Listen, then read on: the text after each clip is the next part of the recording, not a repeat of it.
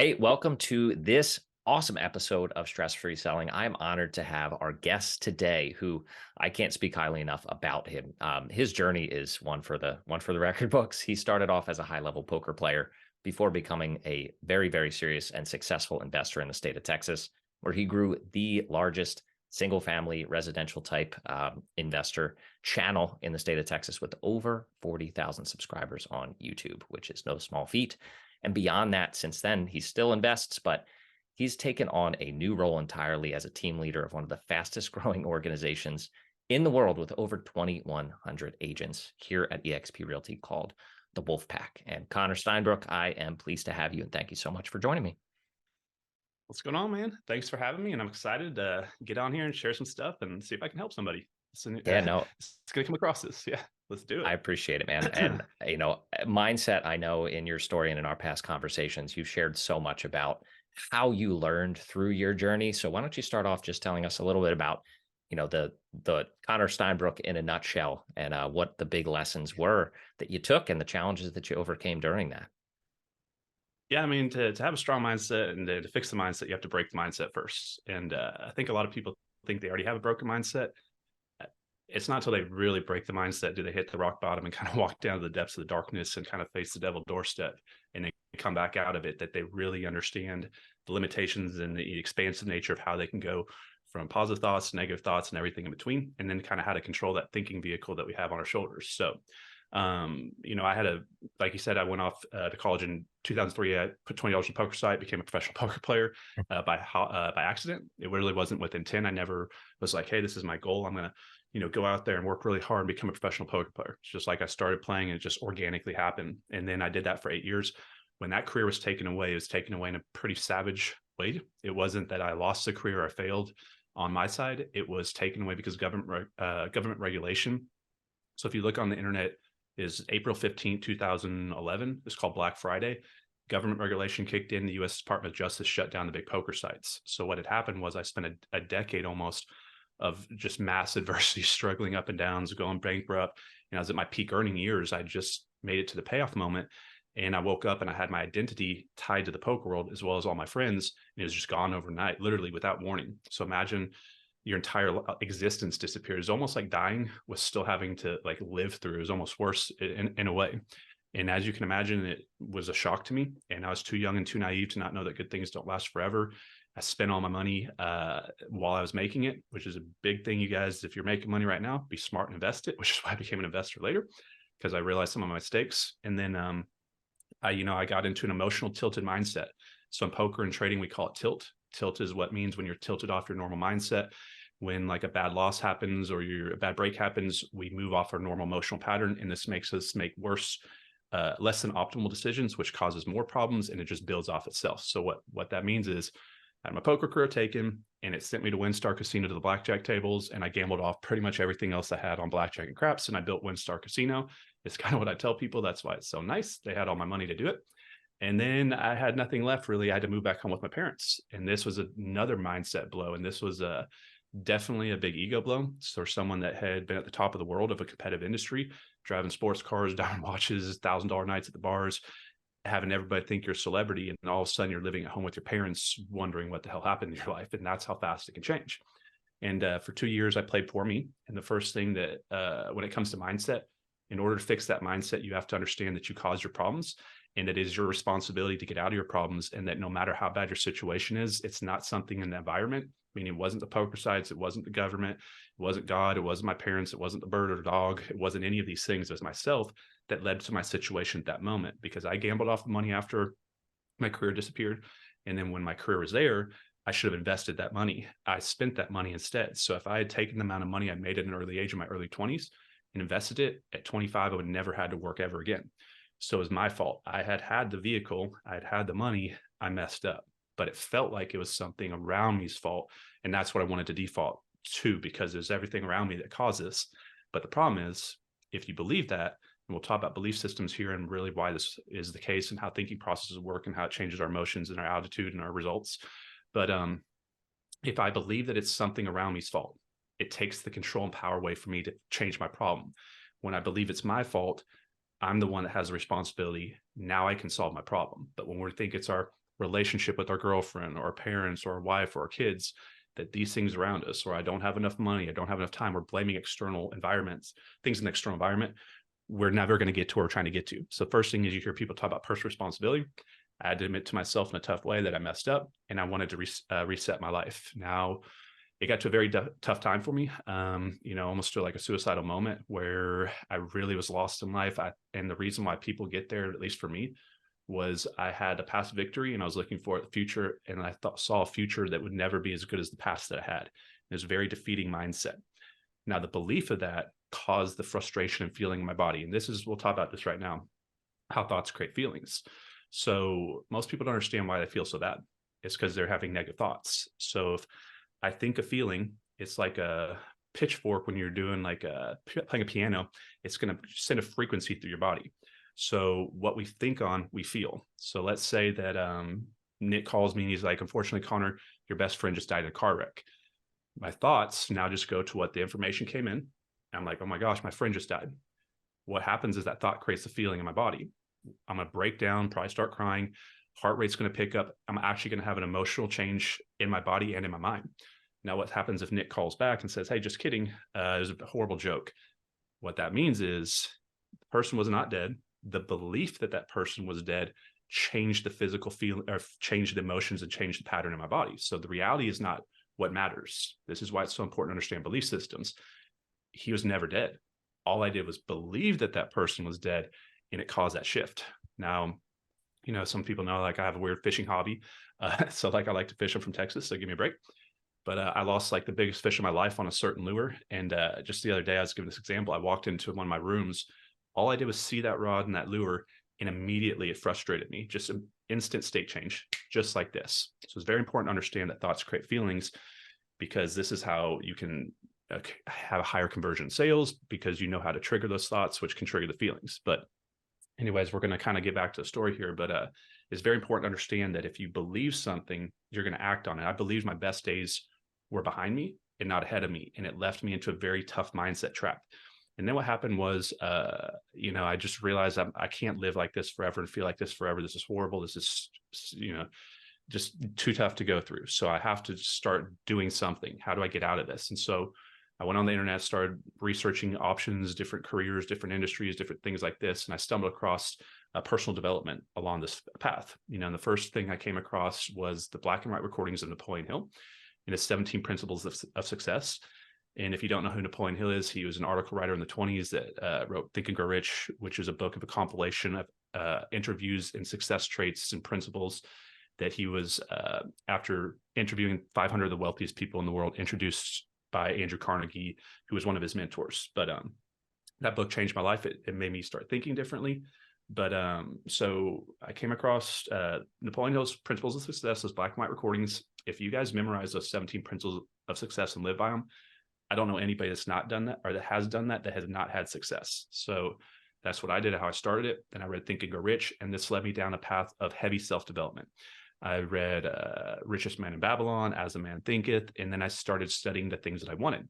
So I wanted to become wealthy. So I started studying wealth. So I started looking at the wealthiest people in the world. I started looking at Andrew Carnegie, Vanderbilt, JP Morgan Chase, Henry Ford, looking at, how all these industrialists created their net worths, and how they went from nothing, being born, many of them immigrants, and having nothing to come up with, and now wealthiest people in the world like Andrew Carnegie. So it's important to understand what you want, you need to gain information on. And so can I stop you there for 1 second? Books. I want to dig in on something you just said. So it took you 2 years to get to that point, right? 2 years of this kind of self-pity, I'm the victim place. Now, you started this back when self-development was not as developed, so to speak, and kind of widely known as it is now. So something that I know I have experienced myself, and I see, and talking to other agents about the self-development path, a lot of them write it off as kind of a joke, right? Or this kind of foo-foo stuff that's not for me. It doesn't really help. How would you help convince an agent who's, again, aware of this stuff? There are two parties, right? There are groups who are wholly unaware. They're in their bubble. They haven't been exposed to personal development yet. And there's another group who has kind of seen it, or, heard a podcast where people talk about it, and they simply say, that's not for me, that won't help. What sort of mindset shift or what guidance can you give people to really kind of wake up to how important mindset and personal development is? Because again, it took you 2 years. You did the hard work. Other people out there have had the same experience where they've had to take the hard path. We have the opportunity to experience this on a shorter timeline, right? We have the blueprint. We have all the information at our fingertips, but people won't wake up. So how would you help wake them up? Yeah. So first thing is like, it didn't just take 2 years. 2011 is when I lost my career with poker and it was taken from me. It was around 2013 when I really started coming into like self-development, personal education. And 3 years later, after working every single day after I started that process, after I got into the self-development process, because this is what happens. You go what's the saying, head over heels into it. And you just like, oh my gosh, I'm gonna change the world. I believe this, and you're all hyped up, just like think about a new opportunity. And it start of anything, excitement's the highest. And then you believe that this is going to work. I'm going to manifest my thoughts. You're hearing people like Jim Carrey talk about just looking at a check, like, and then you start thinking, if I sit in a room and say, I'm a millionaire, I'm a millionaire, I'm a millionaire, like law of attraction is just going to work. It doesn't work like that. And so in the beginning, it is not going to work the way that you think it's going to work. So it has to get much worse before it gets better. And so once I went into personal development, that's actually when my life really got even a lot worse, actually. That's really when I really went into debt, because I started believing in this, that like, I'm just going to attract the results I want and I can just manifest anything. And that's kind of like how it started. And I started taking big risks. And before I knew it, I was $100,000 in debt, almost facing bankruptcy. But I just knew if I kept focusing on this and believing it and then never stopping, it was going to work. But it took a very long road of self-doubt. And this is the test that I believe the world or God, whatever your belief system gives you.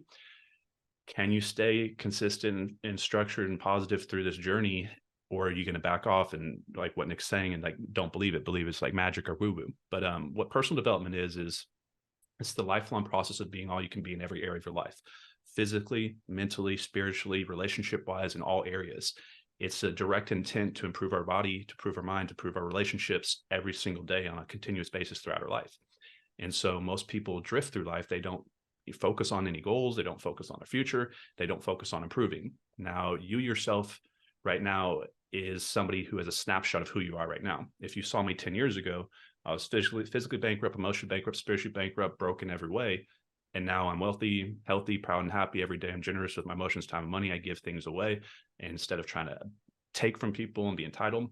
And so what personal development is the improvement process throughout your life. And it starts with education. And this is why it's so important, because when we don't do things, it's because we're fearful to do them, because there's a risk. We're either going to risk our time or money or emotions. And so let's say that I give the analogy, if I'm at a cliff and I want to do a backflip off of it into the water, but I don't know what's underneath the water. It could be 2 inches deep, rocks or sharks.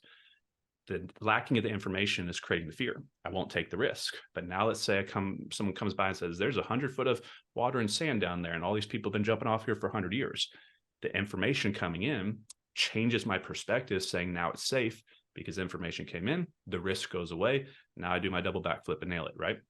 Or let's say there's a girl that I really like and you like, and you're like, oh my gosh, I want to ask her out. I'm in love with this girl, but you're scared because there's not enough information. You won't take the risk to go ask them out. You're guarding your emotions.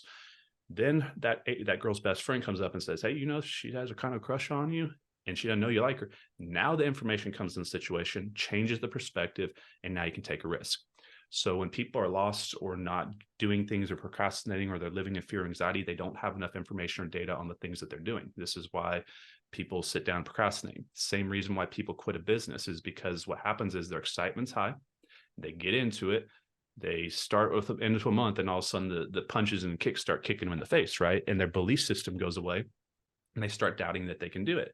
And then their mind goes down a process of fear, and it says, the price I'm paying with money, time, and emotion is too high. And if I've gone this far and it's not working, what if it doesn't work and I put more time in? What fix am I going to be in? And then they kind of back off, and then they quit. And then they do the next thing. Then they're going to quit that. Then they're going to quit the next thing they quit right before they keep on quitting everything they start that they're going to quit. And this is because they don't understand that success is a long-term strategy that comes from consistency and momentum building through a 6, 12, 18-month window, where usually results don't happen. So just know that in the beginning of self-development or beginning of a business or beginning of anything, you're not going to have the results that you want. It's going to be massively more difficult, massively more stressful, and take way more money and way more time. And you're going to have to just understand, we call this the valley of the death, meaning the window of time where the results don't happen, but we're paying the sacrifice, but we're not getting the result for it. And most people, I believe their mindset breaks when they get into business, Nick, because they're conditioned from the 9-to-5 world. They trade their time for income, meaning I show up to the income world and I trade time for it, not value. Meaning if I show up to work and I just do what they tell me to do, I may create a little value for the company, but maybe not. They're still paying me either way. Or in business, if you show up to sit at your desk for 12 hours a day and you don't create any value in the marketplace, you can actually go into debt and you can work every day, all day for years. So it's very important to understand kind of all this. But so hopefully I kind of explain why your belief system is important, because of how the thoughts create your feelings. Now, the reason why I think most people don't attempt to but that's why most people stop self-denial, is they change their belief system after they dabble into it. And then they say, this doesn't work, just like a business doesn't work, just like everything, and they quit, and they have a quitting pattern. Now, why people don't get into personal development is they either had someone in close proximity to them, a friend, family member, or someone like, say like, oh, someone joined Amway back in the day. They had a close member that tainted their belief system on like the most powerful business model in the world, which is an override system. It's create more millionaires than anything. But later in life, they go, oh, well, my mom's didn't join Amway. So when this person pitched me a different something, their belief system was tied to that credibility of the belief system of the person they got that learning lesson from. And so a lot of people grew up in families that didn't have massive success. They didn't have Olympians ahead of them, top entrepreneurs, and their belief system is, I'm going to be more of the same. And they grew up around this, and they don't believe that they can get out of the box. They don't believe it's even possible. And actually, I believed at one point enough that it was possible, but along my journey, I started to doubt, is it even possible? I used to have these questions like, can an average person like myself become wealthy? Or did all these people around me come from generational wealth? Did they cheat? Are they criminals? Did they catch a lucky break? Is it just a few people have a lucky idea for an invention? And I can assure you guys, hard work, consistency, and believing in the goal that you have and never stopping for it, you will get there. But it's the belief that if they start this process, it's not going to work for them anyways, that keeps them from even investing any money, time, or energy into it. So you got two choices. You can live in a world where you believe that your thoughts, the things that you think in your mind, lead to the actions you take that creates the environment around you.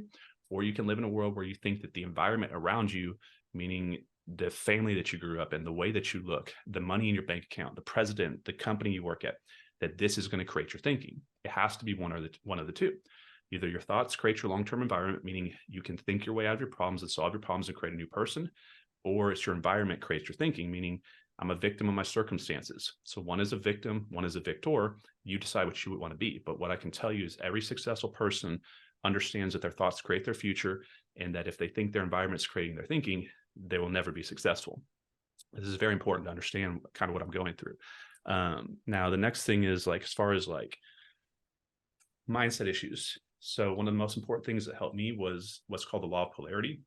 It's not talked about often, only in like really high level entrepreneurship, like personal development rings. But what the law of polarity states, it's the law of opposites.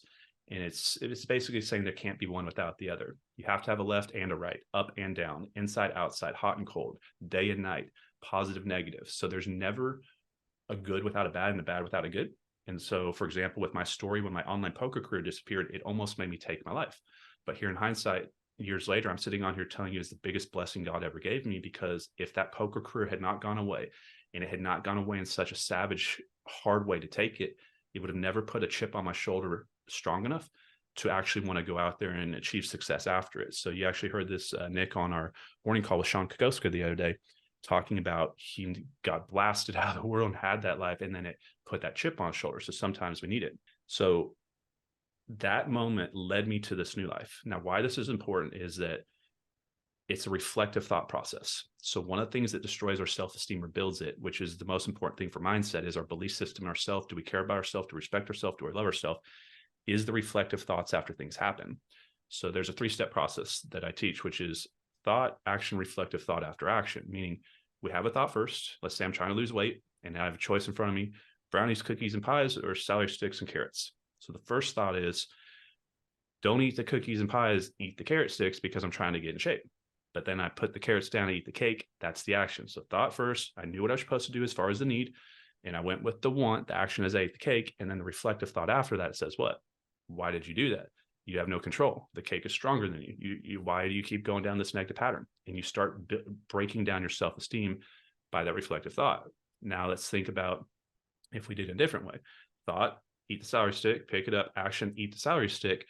Reflective thought, self-esteem building. You did a good job. You know you wanted to eat the cake. That was the want, but you went with the need. And every time we go with the want over a need, we destroy our self-esteem, which destroys our mindset. So we need two things to be successful in business and in life. We need, or especially business, we need a vehicle, meaning the tool, for us, it's the XP. Y'all may be insurance, y'all may be a restaurant business, whatever it is. You need a vehicle and you need yourself to drive that vehicle. So you have to have the belief in yourself that you can do it, because if you don't believe in yourself, you can't. This is why people talk about it. Our belief system is how we show up in the future. And you have to have a belief in the vehicle. So if you believe that what you're doing right now will or will not get you where you're going, it has a big effort, a big relationship to, do you show up to do that thing? So let's say the thing that you're doing matters more than anything in the world, and you believe that ABC is going to get you to the end game, and you've seen 100 million people do it before, and you know this is the path to your future. You believe it, but that you don't believe in yourself. When the vehicle gets tough, which it will, you're going to sit down and not put time in. You're going to procrastinate because you have a broken mindset. So everything starts with self-esteem. And I have videos on my YouTube channel talking about how to build self-esteem. But it's so important to understand that the law of polarity is a law of focus, meaning in every good there is a bad, and every bad there's a good. So at the moment, we don't see that. We usually see this in hindsight reflection, looking back years ago, years in the future, looking back at our life at that moment, which is what happened for me. But what now I understand is it's shifted my mindset into a positive mindset, because I now understand that no matter how bad the situation I'm in, because inside me, I know I almost took my own life. That's how bad it was. But the moment that almost made me do it was the best thing that ever happened to me. So now I know when this adversity comes in, the struggles come in, whatever I'm focusing on, I'm focusing on the negative side of the polarity, not the benefit of what's coming, not the growth, not the test that I'm going to pass, not the problem I'm overcoming, not whatever I'm going to get out of it. So whenever we're in problems or adversity, we're focusing on the negative, not the benefit from it.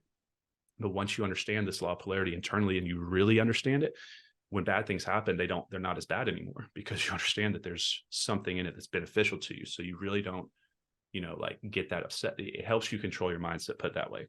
And then also to understand that one of the things I used to control my mindset, there's a moment where, my faith system, I'm a Christian. So I just realized, like, one day, if I believe what I believe and God's watching me, and I'm handling these adversities like a baby, I'm whining and crying and complaining, that like tenants are moving out or people are stealing from me and all these things. These are small problems, but I wanted to be someone way at the top of the world. I want to be massive. I want to have huge success. And I had to admit to myself, if I'm here at this level, but I want to go to that level, does the bigger level have bigger problems and more problems than the smaller level? And if I'm sitting here handling my problems like these are the biggest problems in the world, well, how would I ever be able to handle any more problems than this? And so why would I ever be promoted? Why would I ever get to the next level? So the first thing is, right now, guys, if you're not breaking through the next level, it's because you're negative and you're whining and you're complaining and you're showing the world and you're showing yourself, you're showing your family, showing your business, showing your partners that you don't deserve to go to the next level. So the first thing is, you got to understand the way we conduct ourselves in adversity today is the way that we get bigger problems tomorrow. But the bigger problems tomorrow come at the same strength relationship. So let's say that you're at the gym and all you can do is 100 pounds is your 1 rep max. It's going to feel massive adversity to try to get up as 1 rep. But over time, through repetition and pushing against resistance and going to the gym over months, you may work up to 200 pounds as a 1 rep max. But when you're lifting that 200 pounds as a 1 rep max, it's still going to feel the exact same stress resistance as it did when you were lifting the 100-pound bar, because it's still your max. You're just stronger now. And this is where I think a lot of people self-sabotage in business when very people talk about this, which is they're already overwhelmed with what they have here today. They're stressed out and they're thinking, well, I can't handle more tomorrow, so I'm just going to stay comfortable where I'm at today, even though they're not comfortable, they're in their problems. If that kind of makes sense, because they're like, if I can lift 100, why would I lift 200? But what they don't understand is, as you solve the 100 problems, you build the strength and you're increasing yourself, that as you get to the next level and the higher levels of life and business, the problems that you face, yeah, they're massive in comparison. If you took someone that was at the 25-pound level and gave them a 200-pound level, they can never lift. It's going to overwhelm them. But you've built your strength up to this level now, and you've also demonstrated that you handle these problems with honor, dignity, and respect. It's not going to feel any different than the problems you have today. That's what people don't understand. You can only feel so much stress. You can only feel so many problems. And so I think some people have that mindset issue and belief system issue that if they keep pushing, they're going to get themselves into too much and they can't handle it. So they don't keep on driving and they don't keep that aggressive push. But okay, well, let's ask me some more questions, but I really want to get all that out and tie up some of all that together because it is very important to understand. No, it certainly is. And those belief systems, without that, I wouldn't have gotten to where I am today. But one thing that I know held me back, and this is really kind of last topic that I want to dive a little into with you, is that concept that you mentioned about keeping promises to yourself and how Yes. important that is to build self-esteem, because all too often life gets busy, right? There are things that we say we're going to do, some big, some small, and we start shrugging those off. And that can be, hey, you know what? I said I'm going to get that CMA to my client tonight. It's no big deal if I get it to him at 9 a.m. Well, that one little thing starts to snowball. You start to become okay with not keeping the promises to yourself. But can you talk a little bit about how simple that can be to add on to everything else you've already discussed, and how it's honestly a really good place to start? If nothing else, if you start being mindful of when you say you're going to do something and you do it, watch the results that happen. Watch what changes in your life. Yeah. So like, I mean, so in the world we have one thing that we all surround ourselves with is called the truth. And if we don't live within the truth, we're living in the lie. And the truth is what gives us strength and what gives us power. And so the more we say things that are accurate and do things that are accurate, we become stronger. So the truth is what gives us strength in this world. It's when we lie and deceptive, and this is when we become weak and frustrated. So if I'm telling myself that, hey, today I'm going to start my business, I'm going to work all day on my business, or today I'm going to work out and change my body, I'm going to go to the gym. My mindset is, let's say it's at 9 o'clock last night, I write a goal, I'm changing my life today. Tomorrow I'm going to get up at 6 a.m. and go to the gym. And then I get up and I had that goal to do, and I didn't do that. What just happened? I just lied to myself. So I'm not even living it within the truth in my own world. Now, why is this dangerous? Because if I can't even hold the promise to my own self, how could I definitely, I definitely could not hold a promise to somebody else, if that makes sense. I trust myself more than anybody could trust anybody. We trust ourselves, right? So it's like, if I trust myself more than anybody else in the world out of 8 billion people, and now I can't even trust myself to do what I tell myself that I'm going to do, how can I trust others? And now it creates a trust issue around us. We can't trust anybody else. And this is where like a lot of people have barriers because they've been burned and they've had issues with other people. And then they start to create their own issues with themselves. And then they have a trust breakdown. And so also, you're just telling yourself a lie all the time and you can't even trust, like if I can't trust myself to do the things I'm doing, why would I ever take a risk? Because what if I get into something and then I know that I'm supposed to trust myself to get out of it, but what if I don't? So the first thing is we hold our promises to ourselves. So once we start doing this, the reflective thought, what we just talked about, you show up at 6 a.m. versus you don't show up. One was the want, one was the need. One wanted to sleep in and have some extra time in bed. One wanted to get up and change your life and become a Terminator. So which one is going to have the reflective thought that's going to build your self-esteem? Hey, I didn't get up to go today, but maybe I'll do it again tomorrow. No, you won't. You'll maybe keep doing it again tomorrow and every day tomorrow, and you'll wake up at the end of your life and wonder why nothing was accomplished. You say today is the day I'm going to do it. I'm changing forever going tomorrow. And it's a radical change. It's kind of how I did it. I just went from one day to the next and then never stopped. It has to be that way. For a radical change to happen, you have to change radically in the current moment. But yeah, yeah. I don't I know. think You want I to think keep that's going on that? Yeah, no, it's huge. And again, I think it's a super simple concept that I honestly don't think too many people even give too much thought and attention to. But one of the things it did for me developing that was obviously build your self-confidence. You take more risks, like you said. But honestly, more importantly, in our world as agents, right, boundaries are sometimes hard to come by with clients, and sometimes we're our own worst enemies. We're not good at saying no. Right. So, for example, last night I had a client call me at 7 o'clock, said, "Hey, can you put this together for me? I want to analyze a property. Just grab the financials, throw it over to me." Past me, right? Even 6 months ago would have said, "Yeah, absolutely. No problem. I'm going to get it done." And I either would go against my boundaries. That's my family time, right? At night. Or I would go ahead and skip on it and get it to him in the morning. Either way, I failed because I didn't establish the boundary. I didn't honor my own self. But now I'm able to do that. And to my surprise, when you're honest with people and say, "Hey, look, no, it's a little late today, but I can get it to you by 10 a.m. tomorrow. Is that okay?" "Oh, yeah, sure, no problem." I've never once had somebody push back. So I think I want to have you back on for sure. Because again, I know we can talk a whole lot more about mindset. And it's not a one-trick pony. This is something that you're constantly working on and developing. It's not, hey, I'm going to do this mindset personal development thing for a few months and then I'm going to be good. No, It's it's consistent. It's something you have to maintain. It's a part of your life. Would you agree with that? yeah, yeah. So I'll give you two things on the way out.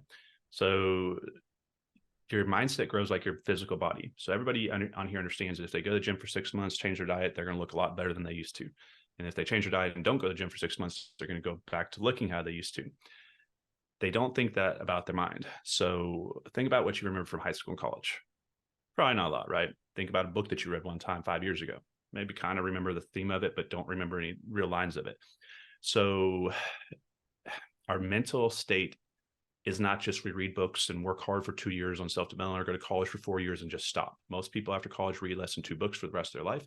That's why they become increasingly dumber and dumber not to be insulting, but this is why people kind of go down that path and they stop to have their intelligence and cognitive abilities, because you've heard the saying, what you do not use, you lose. So let's say you work really hard, read a bunch of books, and you start building up your mental strength and power, and you start having results, and you start to move forward in life, and all of a sudden you stop. As a month or 2 or 3, 4 months goes away, there goes your abs, there goes your biceps, but they're the mental six-pack, the mental biceps. Your mind is the same as your body. You can measure your body. You can measure your weight. You can measure your arms. You can measure your waist. You can't measure your mind, and you can't see it changing, but you can see your physical body. So that most people understand this with their physical side. But the mental side, it's not like you're just going to read a book or read a couple books, guys, for a few years. This is a lifelong process, just like physical vitality. And you're going to fall off the horse with personal development, just like you're going to fall off the horse with the gym. And you're going to go up and down and going to have different patterns. Sometimes you're doing the best, just like you're doing the best on your business. And sometimes you're not working. So this is a lifelong process of bettering yourself. And you're going to have fluctuations and cycles. And then the last thing with holding your promises to yourself, why this is so important. So you mentioned, like, let's say you had partners or you were going to go to a meeting. So there's two kind of differences when we hold our promises to ourselves. We have individual promises to ourselves that just really affect us in our mind, but all promises to ourselves really affect everybody. But then there's promises to ourselves that actually really impact others. Like, let's say that I told, I don't have children, but let's say you have children. You said, hey, guess what? I'm gonna pick you up from school today at 2 or whatever it is. And then you don't show up and it's 4 o'clock and 6 o'clock. What just happened? You broke your promise to yourself. You said you're going to show up at 2 to pick up your child. And then what did that do from that third party looking at mom and dad? What if this is your partners and hey, I'm going to meet you on the Zoom call. Like, let's say for this podcast, I tell Nick I'm going to show up here today, and then I don't show up. And he just like, what the hell, man? Like, I said, I'm going to show up. I didn't hold my promise to myself, but that lacking my promise to myself led to a lacking of promise to a third party, which what do you think that's going to do to Nick? So in life and business, this happens with clients, title companies, mortgage brokers, agents are trying to recruit, houses, all sorts of business activities.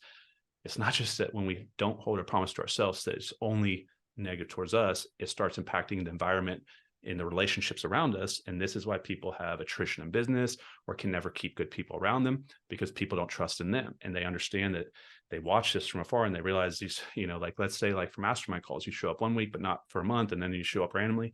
People have no trust and faith that you're going to be there every week. It's the consistency and that people finally realize this person does what they say they're going to do, and they're always there and they show up. That's when leadership and the army falls behind you. So if you guys want to run a business that has employees or agents in our case, you need to lead by example, and you need to be consistent, and you need to hold your promises yourself and to others. And that's when the respect happens. And that's when everybody follows in that direction, because they say, I want to follow along that model and be like that model, because it's so rare these days that people hold their words and treat people with respect, so that if you do, you're going to win at the highest level. Literally all you have to do is show up, treat people with respect, and never stop. And you're going to have a business at some point. It's literally that simple, but people make it way more complicated, because when the stress starts flying, they send a sassy, disrespectful email back to their party. They're giving attitudes. They're fueling the negativity back and forth instead of, handling it with professionalism and things like that. But I just want to point that out, that it's not just your promises to yourself are bad for your self-esteem. It's that it can actually cause you real business problems, because if you don't show up when you say you're going to do, or say you're going to show up and you start doing these types of things, it's going to create foundational breakdowns around you and the things that you're building. No, you're 100% spot on. I know you don't need me to tell you that, but with over 2,100 agents, you've coached all of us, right, through a lot of these topics, the belief systems, everything we talked about today. but you also are sharing this with the world on your YouTube channel and other places. Where can people find you to get some of your insight? Again, we're privy to every week, so I'm appreciative of that. But where can they find you?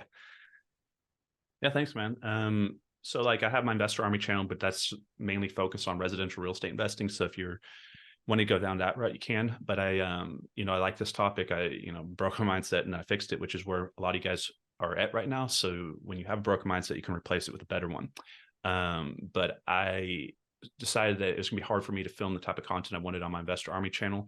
So I started a new channel, which is just my personal brand, Connor Steinbrook, and that's going to be more business entrepreneurship mindset, personal development, just overall what it takes to start, grow, and scale a business. So if you want to go check that one out, and then you guys can just follow me on my Instagram, just Connor Steinbrook. And yeah, be grateful if you guys go check it out, subscribe to the channel. And other than that, hope you guys learned something today, and hope I guys helped you guys. Can't even talk right now, but hopefully I helped a little bit. And yeah, got nothing else unless you want me to. No. I appreciate it big time. I'm going to link those in the show notes for everybody so they can find you easily. But again, I really appreciate you making time, being the first guest on the show. And I will definitely look forward to having you back soon.